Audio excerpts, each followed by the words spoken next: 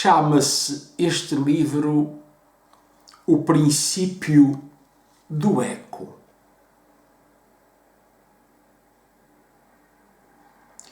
E é o primeiro volume da trilogia Poética. Vou ler 2 ou 3 textos deste livro para que se fique com uma ideia daquilo que eu estava a escrever nesta altura e daquilo que se passa, o que acontece no interior deste livro. Disparatar. Haverá alguém um dia capaz de subir ou descer até aqui, capaz de se interessar por estas formas, capaz de sentir que aqui algo de muito importante se passa, como uma descoberta ou um reconhecimento? Escrevo imbuído de tal maneira do sentido histórico que julgo muitas vezes que quem escreve estes poemas não sou eu, seja este eu qual for, mas uma testemunha de um tempo da humanidade. Não que reconheça a importância do que aqui emerge como fala ou discurso. Ignoro completamente o sentido que o futuro dará ao sentido que sinto como uma intuição ou um estranho impulso. Mas as palavras têm que significar alguma coisa. Sempre foi assim, sempre será assim. É a única certeza. Embora muitas vezes pense que o futuro vai viver sem a presença das línguas verbais, quero dizer. Haverá possivelmente outros códigos oriundos das profundezas metafóricas da minha ignorância de hoje. Haverá, sem dúvida, sensibilidades captando o mundo de outra forma.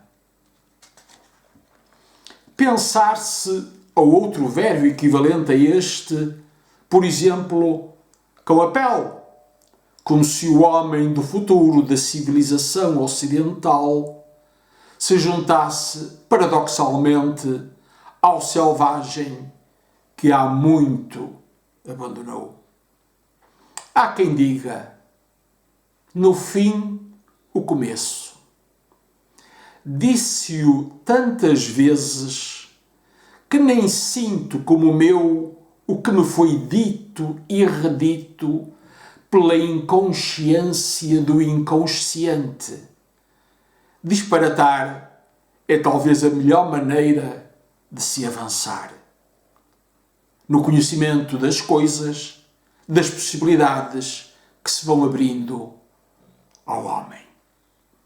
Sente-se às vezes que o pensamento exige da estupidez o máximo da sua desconcentração, do seu original desconcerto. Vive anos a sofrer o disparate com uma consciência tão recente que não possuía história. Sofri verdadeiramente na carne o espírito sem lugar de tempos que nos assaltam quando o tempo inaugura. Não me perguntem o quê. Não sei. Sei que a loucura se alicerçou nos meus simulacros de textos.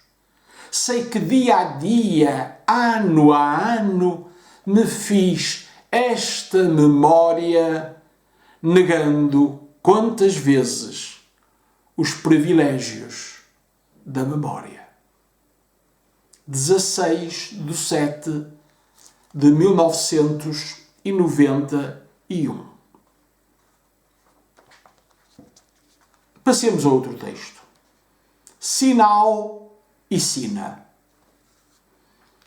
Assombrado por este priapisma solar que me devora os meses de verão, olho a terra como se fosse um filho inato, incapaz de me confundir com a natureza. E, no entanto, é tanto desejo de viver a terra como uma grande imagem do sol. É tanto desejo de sentir a presença como um estádio avançado da consciência. É tanto desejo de possuir a língua como se fosse possível com ela habitar um lugar íntimo, um lugar mais próprio para o homem que a própria realidade ou ideia de lugar. Ignoro porque sinto o que agora escrevo, ou porque escrevo o que agora sinto. Tento apenas fixar na matéria verbal o tempo e suas leis. A experiência extraordinária que é ler nas coisas da terra e nas ignorâncias do mundo o apelo de um outro mundo, de uma outra terra, sem que nada tenha que ver com o planeta como o concebemos. Mistificado pela idade que agora fruo, olho longamente os campos que se abrem como sensações tardias da civilização.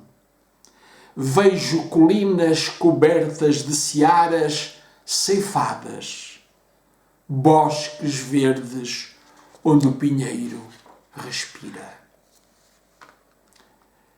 Entre duas apagadas colinas, a cegueira do mar longínquo, um clarão outrora lido, argênteo, um brilho intenso, comparável com a imensidade do Oceano Atlântico.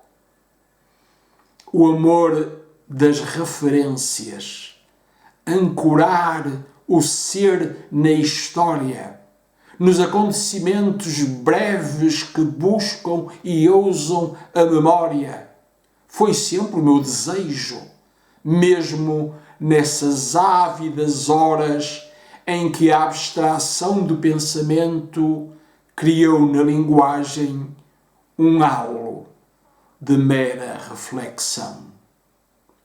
Há sempre um momento em que se ignora o que se está a pensar ou a dizer. Jaz quase imperceptível na meditação sólita um grão de loucura.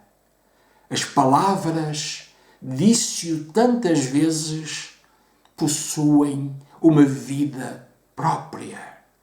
Basta-lhes um condutor que as transporte.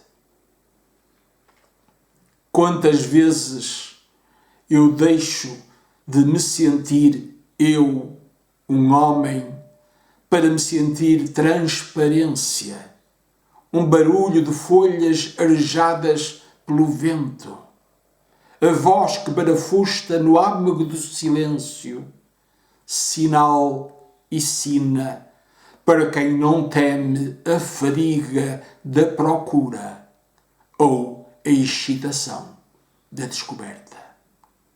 Poema escrito em 7/91, mas não tem marcado o dia, tem uma interrogação. Vejamos o texto seguinte, que é logo também a seguir a este. Exílio.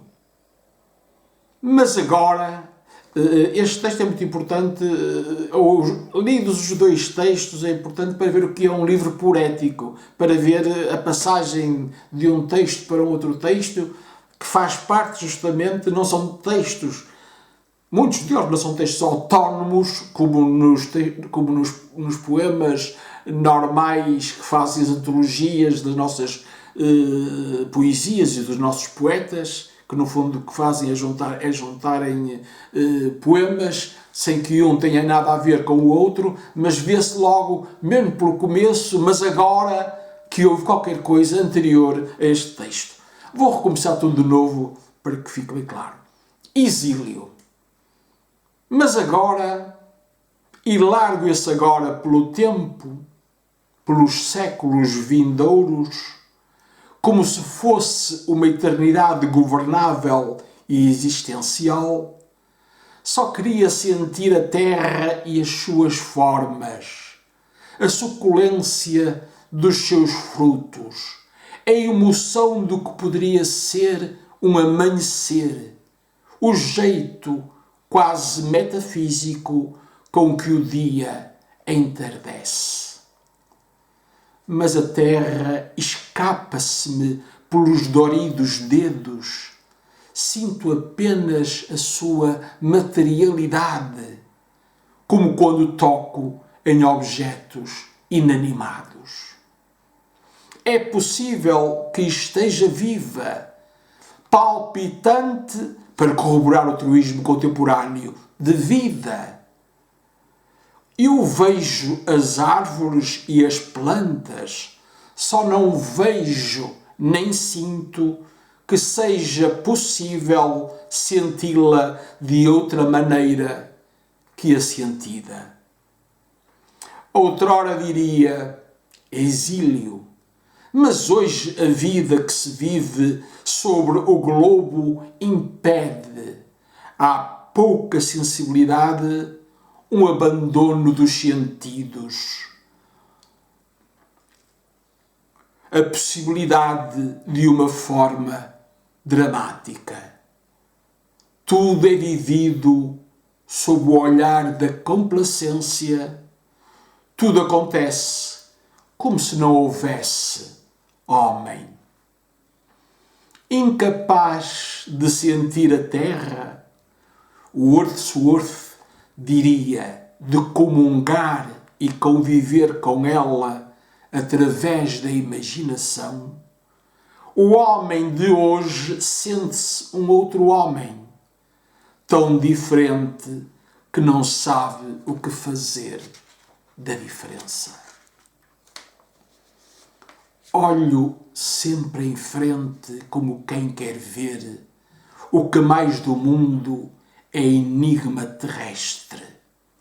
Imagens sem imaginação esperam da ciência um discurso que não enche nem autentica impressões irremediáveis como a de alma. Talvez não seja pobreza o que não posso ou não sei sentir. Talvez neste vazio haja lugar para uma outra sensibilidade. Afinal de contas, vivemos breves animais com fôlego suficiente para ter em mente que a passagem pelo planeta envelhecido exige, por vezes, as mais árduas mutações. Mas cansado de tanto olhar e de não ver mais do que é visível, as colinas e esses campos sob um sol indiferente, dirijo meus passos para o asfalto negro que leva à cidade, confuso por perceber que sentir ou não sentir absolutamente nada pela natureza é uma maneira obnóxia de se confundir o sentimento com o nada. Insatisfeito com a aporia criada, leve como a ausência de pensamento, caminho sempre em frente, um homem tocando o fim, sem que o medo possa interferir no achado. Mais um texto escrito em 7 de 1991.